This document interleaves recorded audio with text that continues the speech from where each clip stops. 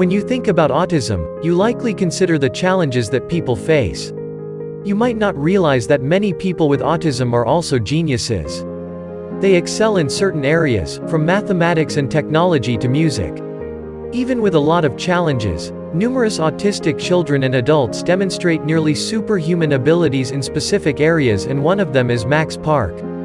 Max Park was born on the 28th of November in the year 2001 in Cerritos, California. When Park was 2 years old, he was diagnosed with autism and might need lifelong care.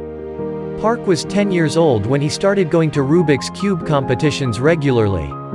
According to his parents, Park began cubing because of his autism rather than just as a hobby. He started to enjoy it though, and he learned to Speedcube. It wasn't long before he began to excel in cubing. At his second competition, he came in first place in the 6x6x6 event. Speedcubing and autism therapies have helped him develop better motor skills and his autism become less severe.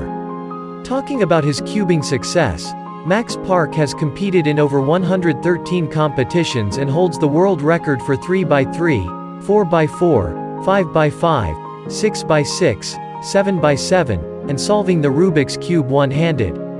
He is the only one to have a sub-17 solve for the 4x4 cube event, solving it in just 16.79 seconds. In 2020, Max appeared in the Netflix documentary The Speedcubers.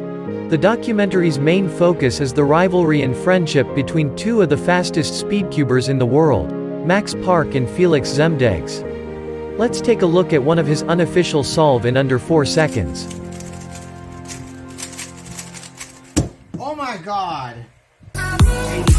If you like this video, make sure to hit the subscribe button and the notification bell down below.